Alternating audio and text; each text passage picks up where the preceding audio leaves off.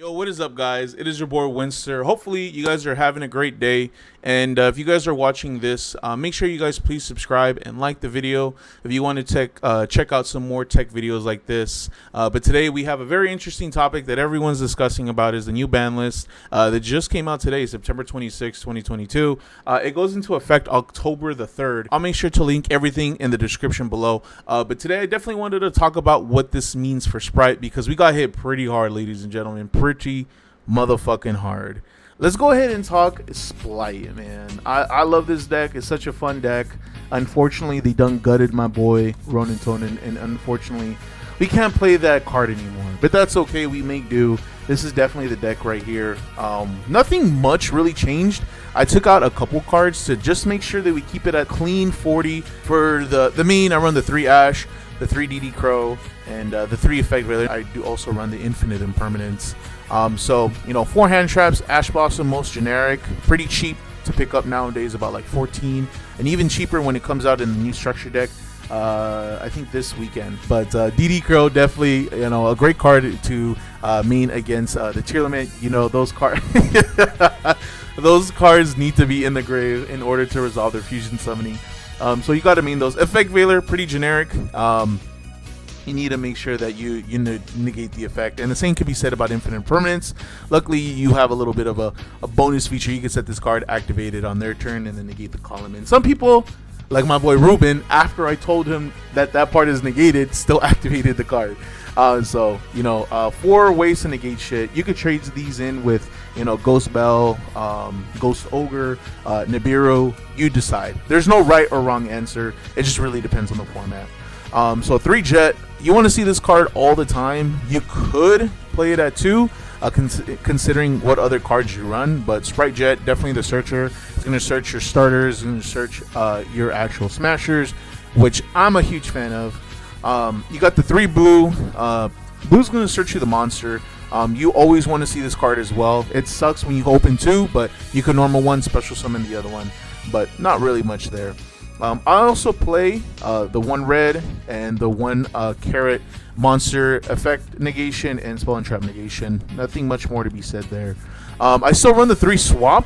I like this card. It still enables a lot of the plays that I'm going to show you. And then we got the Deep Sea Diva. You could run this, I think, Nibble Beaver. It does the exact same thing, but Nibble Beaver also pulls from graveyard, which is pretty solid. This pulls from deck, so I honestly might switch these out, but I mean, there's no right or wrong answer here. I play the 1 Substitute. Substitute is going to be the tech.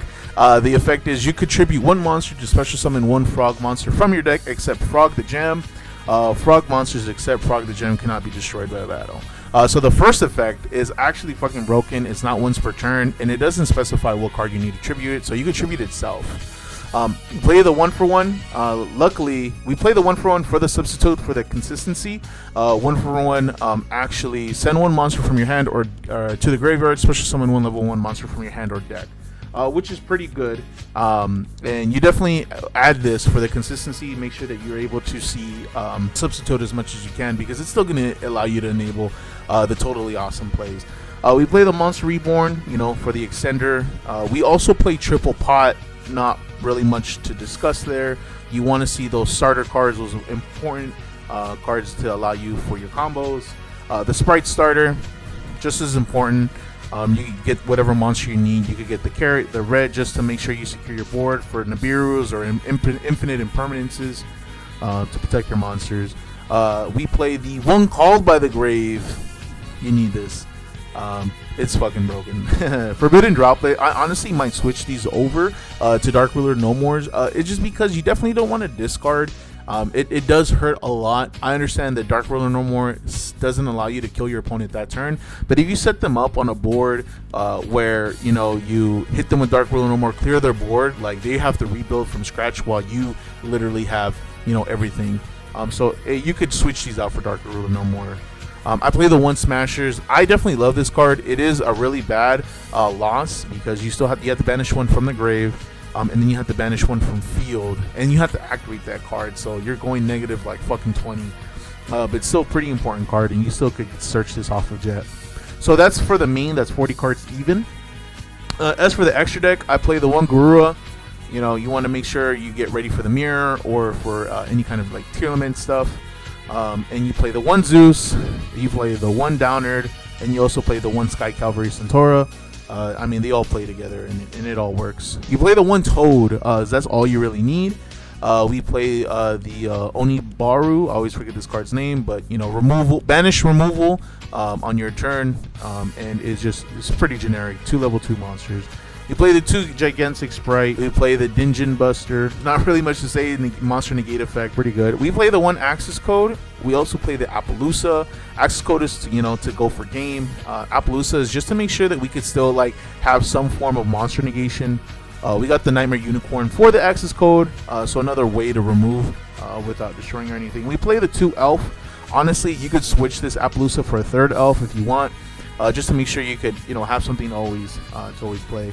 Run the 1 IP Masquerena onto the side deck. We fucking hate back row. Back row fucking sucks. So we play the 2 Lightning Storm. We play Harpy's Feather Duster and double Cosmic Cyclone. That's what I play for the back row removal. Obviously, I would have ran the fucking Red Reboot, but unfortunately, we don't have it anymore. Play the 2 Super Polys. We get the Dimensional Barrier for the Despia matchup and for the Tearlament matchup. Triple Anti-Spell Fragrance. And then the triple Solemn Judgment. So that is the main deck. Let me know what you think. Let's go ahead and get some to test hands. I'm going to show you some of the tech that I have with Substitute and 1-for-1. Combo number 1, we're going to need a Spright starter and any generic level 2 monster. First off, we're going to normal summon our Carrot, our generic level 2, doesn't really matter what. And then from there, you are going to activate Spright starter. You are going to special summon Blue. Blue effect is going to get you the Jet.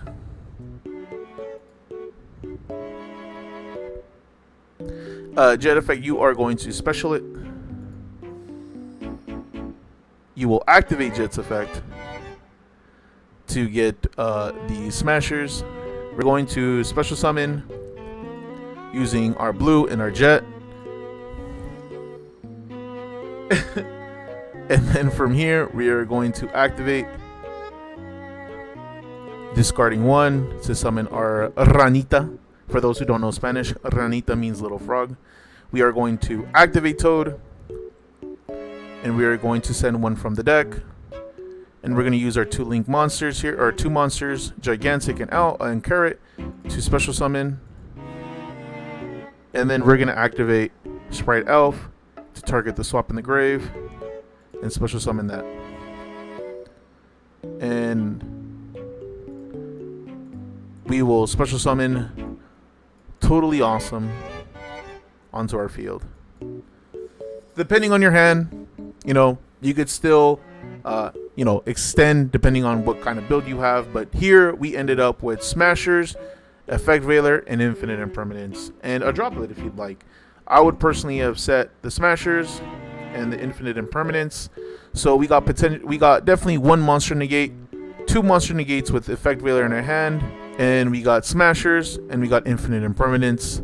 If once they normal summon a monster and we already use Totally Awesome, we'll be able to target and bring it back. It does suck that Ronin Tonin is banned, but fortunately enough, this deck still has pretty good consistency.